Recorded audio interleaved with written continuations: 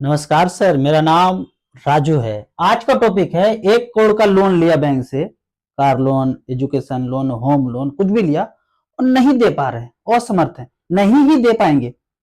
इतना गति ला दिया है मनुष्य के जीवन में, इतना स्पीड बढ़ा दिया है कि लोग बाइक 120 के स्पीड से चला रहे हैं। पहले साइकिल से चलते थे, उससे पहले पैदल चलते थे। स्पीड बढ़ता जा रहा है तो चुका नहीं पाएंगे। जो अमीर वो जो गरीब, धीरे धीरे सबका नंबर आने वाला है।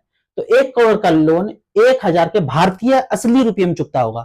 इसको एक उदाहरण से समझते हैं। राजा वन, राजा टू। एक राजा हुआ 1947 के रात को ब्रिटिश इंडिया, और दूसरे सामने एक राजा हुआ सुभाष चंद्र बोस जी। एक कंट्री को होने के लिए, आजाद कंट्री को होने के लिए, आजाद देश को होने के लिए 3 चीज चाहिए: अपना देश, अपना सेना और अपना रुपया, रोकड़ा अपना। तो 2 राजा सामने लड़ रहा है, ब्रिटिश इंडिया जिसका अपना सेना, जिसका अपना सिक्का है, और दूसरे इनके सामने दूसरा राजा है सुभाष चंद्र बोस जी। इनका अपना सेना, आजाद हिंद फौज, इनका अपना रुपया, आजाद हिंद करेंसी, और इस भारत देश के अपने जमीन को वापस लेना चाहते हैं। तो दोनों राजा टकराते हैं। जो मारा जाएगा वो हार जाएगा, जो जीता जाएगा उसका सिक्का चलेगा, उनका रुपया चलेगा, उनका रोकड़ा चलेगा। इन दोनों के टकराहट में 1947 में टकराहट हुआ तो कौन गए ऊपर? तो आंसर आता है सुभाष चंद्र बोस जी नहीं रहे।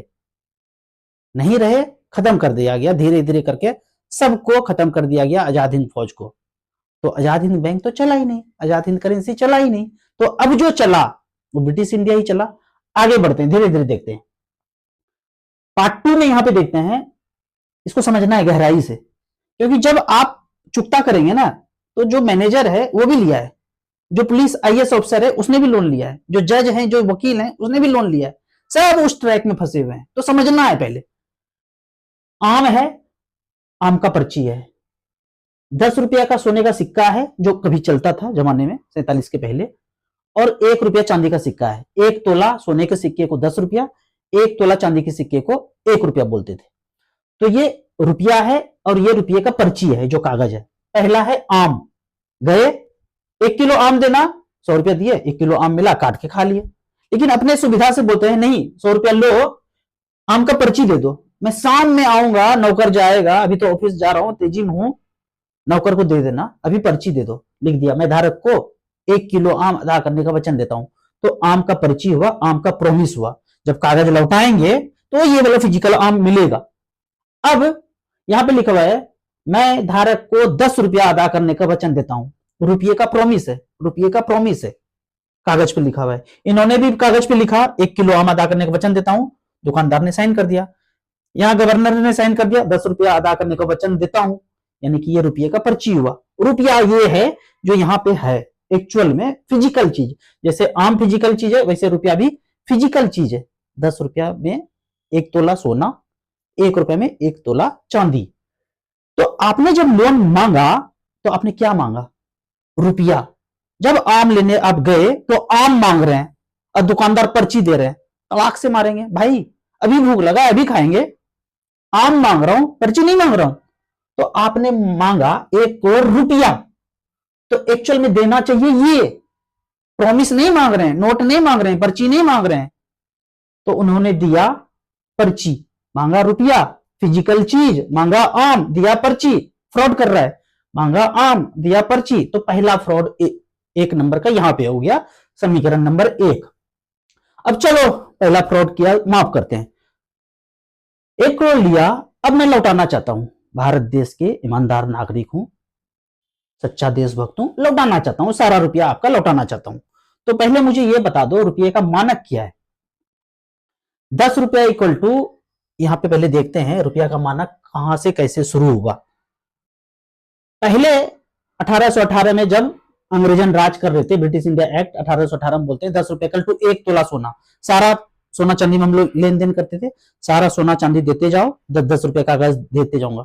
10 रुपया का कागज अंग्रेजन तभी इशू करता था, उसका गवर्नर, उस समय जब हम 1 तोला सोना डिपोजिट कर देते थे, या चांदी का 1 तोला डिपोजिट करते थे, तो 1 रुपया का पर्ची देता था। जब सारा आ गया इनके पास, तो एक्ट में चेंज किया 1862 में, 10 रुपया इक्वल टू, अब जब पर्ची देने आओगे तब लौटाऊंगा तो 7 ग्राम लौटाऊंगा। लौटाते थे, ऐसा नहीं कि नहीं लौटाते थे, लौटाते थे। फिर 1940 में बोल दिया 2.6 ग्राम लौटाऊंगा। अब जब सारा अपने पास आ गया, जिसकी लाठी उसकी भैंस, मर्जी है, अब 2.6 ही दूंगा। लिया था 11 मतलब 66, 1 तोला दूंगा 2.6। फिर यहां तक तो गुलाम थे, कुछ पूछ नहीं सकते थे, पूछेंगे तो धड़ाक से गोली मारा जाएगा। चलो अब आजाद हो गए 1966 में। अब क्यों डिवेल्युएट किया 1.1 ग्राम? चलो मान लेते हैं डिवेल्युएट किया एजेंटों के थ्रू, उसी का राज चल रहा है। तो इस एक्ट को हम पकड़ते हैं कि 10 रुपए कल टू 1.1 ग्राम गोल्ड, 1966 का एक्ट पकड़ते हैं। और अब हम सारा आपका जो लोन लिए हैं 1 करोड़ लौटाना चाहते हैं। तो 10 रुपए कल टू 1966 के अनुसार 1.1 ग्राम गोल्ड। तो 1.1 ग्राम का गोल्ड का आज रेट कितना है? 1,30,000। एक तो 10 ग्राम का है तो 13,000 में हो गया 1 ग्राम, और 0.1 ग्राम और है 1,300 रुपया का, तो 1,400 रुपया मान लेता हूं। यानी कि 10 रुपये इक्वल टू 14,000 के बराबर है। जो मानक रुपया था भारत का, उसके हिसाब से 1.1 ग्राम गोल्ड का कीमत 14,000 बनता है। यानी कि 1 रुपया इक्वल टू 1,400। यानी कि ईस्ट-इंडिया.com अंग्रेजन का जो सरकार अभी भी थ्रू एजेंट चल रहा है, उसने मुझे 1,400 टाइम्स डिवेल्युएट किया। यदि ये मानू 10 रुपए इक्वल टू 1.1 ग्राम, 1,400 टाइम्स डिवेल्युएट किया। अब आजादी के पहले डिवेल्युएट किया तो समझ में आता है, आजादी के बाद डिवेल्युएट क्यों किया, तो ये थोड़ा सा गहराई घुसिए तो पता चलेगा। सब एजेंट भरे पड़े हैं। तो 1,400 टाइम डिवेल्युएट किया, और 10 रुपए इक्वल टू 14,000 मानक के हिसाब से 1966 एक्ट के अनुसार जो आपने बदलाहट किया एक्ट में, उस बदलाहट के अनुसार आरबीआई एक्ट 6 जून 1966, सब में 6 मिलेगा, याद कीजिए 6 जून 6 मिलेगा सब जगह।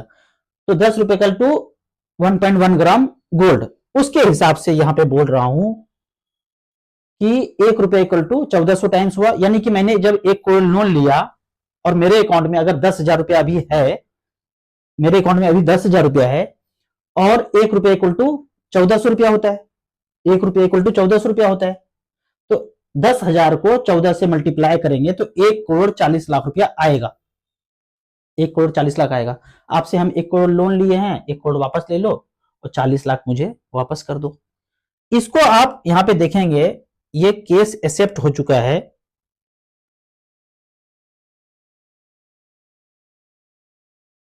यहां पे आप जाएंगे तो यूपी में एक केस एक्सेप्ट हो चुका है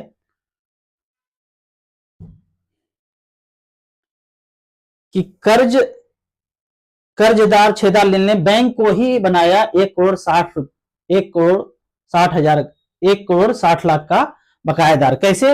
ये क्या लॉजिक लगा रहे हैं? लॉजिक लगा रहे हैं कि हमें मानक बता दो, 1 रुपया का मानक क्या है। तो 1 रुपया का मानक जब अंदर घुसेंगे तो 777 मिलीग्राम सोना होता है, उसका मतलब 0.7 ग्राम हुआ, उसका आज रेट कितना है, और मेरे अकाउंट में जो पैसा है उस पैसे को लेंगे, जो प्रॉमिस है उसको हम वापस करेंगे आपको, आरबीआई को। तो वो मुझे जो गोल्ड जो धन रखे हैं अपने पास वो दीजिए। वो देने के बाद उनके पास 1 करोड़ 60 लाख आता है। जो 50,000 55,000 60,000 लोन लिया है उसको मैं वापस कर दूंगा। लेकिन आप बोलते हैं कि नहीं नहीं नहीं, वो तो पुराना नियम था, हम अभी वाला नियम मानेंगे। चलो अभी वाला नियम क्या है? अभी वाला नियम मानना है तो अभी वाला नियम देख लेते हैं।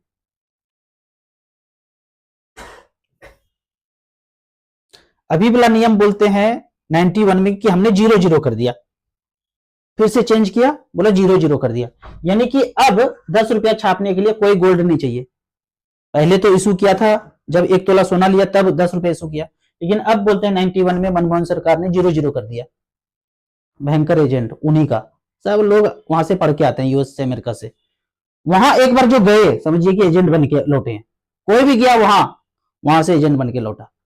तो 10 रुपए कल टू 0 गोल्ड कर दिया। यानी कि 1 करोड़ छापने के लिए अपने कुछ नहीं रखते हैं, पहले तो रखते थे अब नहीं रखते हैं। बोलेंगे नहीं नहीं कुछ नहीं रखते हैं, मानक हटा दिया, यूनिट 0 कर दिया, कोई पैमाना नहीं है, कोई स्टैंडर्ड नहीं है।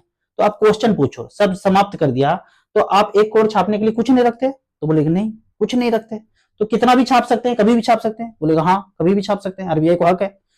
तो हमारा वाला 1 करोड़ फिर से छाप लो। जब कुछ रखते ही नहीं हो तो 25 साल 20 साल ईएमआई मांगोगे तो फिर से छाप लो, कुछ रखते ही नहीं तो। और एज पर स्टैंडर्ड अगर रखते हो तो मेरे अकाउंट में जो पैसा है जो मैं लौटाऊंगा कागज, तो वो धन मुझे वापस चाहिए, जिसके लिए आरबीआई जब गठन हुआ था तो धारा 26 में बोलते हैं कि जो भी मैं धन ले रहा हूं आपको मैं लौटाऊंगा, जब ये आप पर्ची प्रोमिस वाला नोट लौटाओगे तो मैं वापस धन करूंगा। लेकिन गुंडागर्दी चल रहा है। गुंडागर्दी कैसे चल रहा है तो समझ लीजिए, एक गांव में एक दबंग गुंडा है, लठैत है, अपने पास लठैत रखा है, वो जो कुछ पूछने जाए पुष्ट मार मारे। वो लठैत क्या करता है, उसके पास एक दुकान है, 100 सेंटीमीटर इक्वल टू 1 मीटर कपड़ा बेचता है। लेकिन दबंगई के कारण बोलता है कि आज से मैं एक्ट पारित करता हूं 50 सेंटीमीटर इक्वल टू 1 मीटर। मन नहीं भरा और लालच और बढ़ा, तो बोलता है आज से 20 सेंटीमीटर इक्वल टू 1 मीटर, और लालच बढ़ा, बोला आज से 10 सेंटीमीटर इक्वल टू 1 मीटर, फिर लास्ट में बोलता है 0 0। वो लठैत यहाँ पे बोल रहा है मेरी मर्जी चलेगी, $1 इक्वल टू भारत में, जैसे कि उदाहरण के तौर पे भारत में 10 सेंटीमीटर को 1 मीटर बोल रहा हूँ, जापान में 12 सेंटीमीटर बोल रहा हूँ इक्वल टू 1 मीटर, अमेरिका में बोल रहा हूँ 8 सेंटीमीटर इक्वल टू 1 मीटर। वो लठैत यहाँ बोलता है $1 इक्वल टू भारत में 90 रुपया, जापान में 155 रुपये, 155 येन, और डॉलर तो एक है ही। लेकिन डॉलर भी कभी जमाने में चलता था, पीछे घुसे चलेंगे 1700-1600 शताब्दी में, तो $1 27 ग्राम चांदी होता था और ₹1 11.6 ग्राम चांदी होता था। मतलब समझ लीजिए कि एक किसान है जिनके पास 2 किलोग्राम का वाट है और एक किसान के पास 1 किलोग्राम का वाट है, तो जब भी ये देंगे तो 2 किलो देंगे, और उधर से जब आएगा तो 2 बार तौलना पड़ेगा। इतना ही डिफरेंस था डॉलर और रुपया में, 1 तोला चांदी और ये 27 ग्राम का $1। तो अगर इधर से ट्रांजेक्शन कर रहे हैं तो हमें भारत को 2 बार देना पड़ता था, क्योंकि उसका चांदी बड़ा था, हमारा चांदी छोटा है, जाहिर सा बात है बड़ा सिक्का देंगे तो 2 सिक्का छोटा छोटा लेंगे। ये कभी चेंज नहीं हो सकता है, ऐसे नहीं बोल सकते कि अरे इतना सोना इतना चांदी कहां से आएगा, बदलेगा। तो ये सब दिमाग में खोपड़ी में माइंड प्रोग्रामिंग किया गया, इसको समझिए ऐसे। 1 किलो चावल में हमेशा आपको आधा किलो दाल मिलता है, क्यों? क्योंकि दाल को उड़ाने में जितना ऊर्जा लगता है उतना ही ऊर्जा लगाया जाए तो चावल आधा होता है। सेम खेत में सेम आदमी लगे, सेम ऊर्जा लगाए तो 100 क्विंटल चावल हुआ, लेकिन दाल 50 क्विंटल ही होगा। केसर थोड़ा सा होता है इसलिए और महंगा है, काजू थोड़ा सा होता है, समय ज्यादा लगता है, ऊर्जा ज्यादा लगता है, इसलिए वो महंगा है। हम आपस में सामान का लेन देन नहीं कर रहे हैं, ऊर्जा का लेन देन कर रहे हैं, और ऊर्जा कांस्टेंट होता है, फिजिक्स का नियम है। आधा किलो दाल मिलेगा, जीरा 100 ग्राम ही मिलेगा, क्योंकि जितना ऊर्जा चावल बनाने में लगा, दाल बनाने में लगा, 100 ग्राम ऊर्जा, 100 ग्राम जीरा लेने में ही उतना ऊर्जा लगता है। तो हम 100 ग्राम को 1 किलो चावल आधा किलो दाल के बराबर बोलेंगे। 100 ग्राम मरीच मिलेगा, 10 किलो आलू मिलेगा, आलू ज्यादा हो जाता है, चावल दाल कम होता है, जीरा मरीच कम होता है, तो 10 किलो आलू मान्य है, टमाटर प्याज ज्यादा हो जाता है तो मान्य है। तो इस तरह से ये मानक चला। अब वाटर सिस्टम को हटाने के लिए सोना चांदी को क्यों लाया गया? ये माना गया उस समय और आज भी वही सत्य है कि 1 तोला चांदी निकालने में जितना ऊर्जा लगता है मानव जाति को, 1 किलो चावल बनाने में, दाल बनाने में, जीरा 100 ग्राम, मरीच 100 ग्राम, 10 किलो आलू प्याज टमाटर बनाने में भी उतना ही ऊर्जा लगता है। हम आपस में ऊर्जा का लेन देन कर रहे हैं, कोई ज्यादा ऊर्जा लगाए कोई कम ऊर्जा लगाए तो ये शोषण हो जाएगा। बराबर ऊर्जा का लेन देन होगा तभी ट्रांजेक्शन माना जाएगा, नहीं तो वो दबंगई गुंडई माना जाएगा, किसी का शोषण कर रहे हैं। शोषण तो करते नहीं है, प्रजातंत्र है, सब जगह यही बोल रहे हैं। गुलामी होता तो भाई करो शोषण, सीधा सीधा बोल दो कि सब गुलाम हो, भाई तो कुछ भी करो। लेकिन तुम बोल रहे हो आजाद है, झंडा ऊंचा रहे हमारा, हम सब 15 अगस्त 26 जनवरी जिंदाबाद। अगर ऐसा वाला है ऊर्जा का शोषण नहीं होना चाहिए किसी का। तो ये सारे ऊर्जा जो बराबर है इसको एक पैमाने से माना गया, 11.6 ग्राम चांदी देंगे तो ये चीज मिलेगा, वर्ल्ड वाइड यही था। तो ये शोषण होना शुरू हुआ जब कागज का नोट आना शुरू हुआ। पहले जब ये वापस करते थे तो कागज इशू होता था, और वो कागज वापस करते थे तो चांदी वापस मिल जाता था। तो उस नियम को आरबीआई के धारा 26 में बोला गया था, जितना कागज लौटा रहा हूं आप कागज लौटाओगे तो वो धन वापस कर दूंगा, आरबीआई का धारा 26 में। तो पंजाब केसरी का आपने न्यूज देख ही लिया। अब एक और उदाहरण देते हैं लास्ट। एक दुकान है, हम दो आदमी गए राम और श्याम काम करने के लिए। दिन भर काम करने के बाद 500-500 रुपए का दिहाड़ी बना। तो राम ने कहा कि मुझे तो भाई 500 रुपया दे दो, गांधी जी वाला। उन्होंने दे दिया। दूसरे व्यक्ति ने कहा मेरे जैसा कि नहीं नहीं नहीं, मुझे पता चल गया ये फ्रॉड है, ये इंग्लैंड का पैसा है, अपना तो है ही नहीं, भारत वाला है ही नहीं। 47 के पहले जो राज कर रहा था उसी का नोट चल रहा है, हमको ये नहीं चाहिए।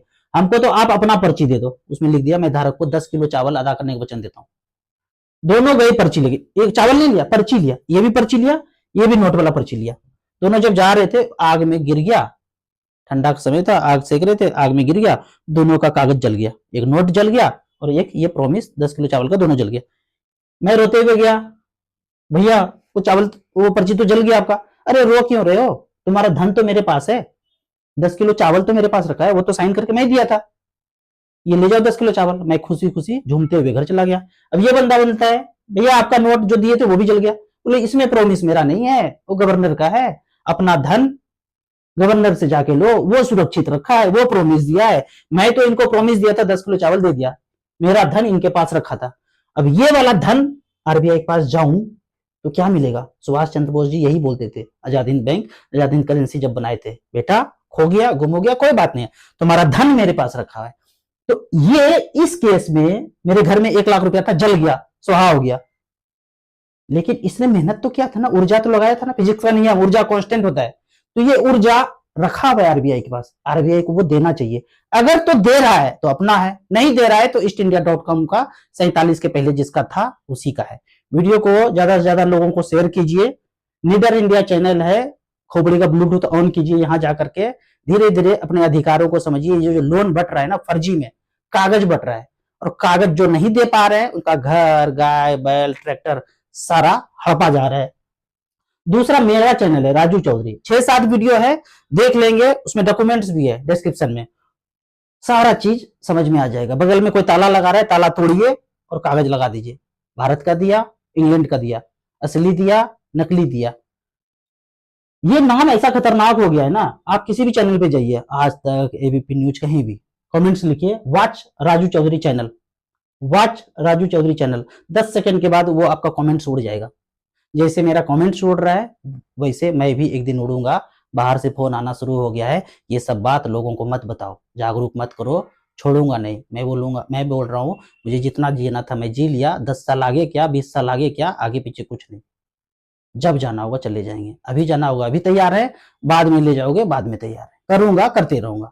वीडियो अच्छा लगता है तो लाइक शेयर कीजिए, लोगों से चर्चा कीजिए। बड़े बड़े जो इंटेलिजेंट लोग हैं ना, IAS officer, IPS officer, professor, teacher, वकील, जज, इनसे चर्चा कीजिए। अपना वाला चल रहा है, बोलते पूर्ण स्वराज चाहिए, सुभाष चंद्र बोलते थे पूर्ण स्वराज चाहिए। अंग्रेजों ने बोला बकवास नहीं चलेगा, पूर्ण नहीं, थोड़ा सा रखूंगा अपने पास, पूर्ण स्वराज चाहिए। ये बैंक आरबीआई नोट का लेन देन अपने पास रखूंगा। सुभाष चंद्र बोले बकवास नहीं चलेगा तुम्हारा, पूर्ण स्वराज चाहिए। तो इनको काट के साइड किया गया। अब नेताओं का फिर से मीटिंग हुआ, किसको किसको चाहिए पूर्ण स्वराज, बोला हमें तो नहीं चाहिए, हमें तो सत्ता दे दो। तो उस समय जितने भी लोग थे सत्ता ले लिए, आरबीआई को छोड़ दिए, तो उसी हिसाब से चल रहा है आज तक। 56 इंच की सीना तक ये भी लोन लेते हैं, ऐसे करके 300 लाख करोड़ का कर्जा लिया आरबीआई से। तो आरबीआई अपने से ऊपर है, तार इंग्लैंड में बैठा हुआ है। अगर हम अपना ही होते, अपना ही राजा होते तो हम खुद छापते, खुद नहीं छाप रहे हैं, आरबीआई छाप करके कर्ज दे रहा है, और कर्ज में हम वापस कर रहे हैं जीएसटी, 30% टैक्स, 40% टैक्स, टोल, ये वो, लोन पे लोन, लोन पे लोन। तो धीरे धीरे गहराई से समझिए वीडियो को और पूछिए रुपये का मानक क्या है। वीडियो अच्छा लगता है तो लाइक शेयर कीजिए। Thank you so much.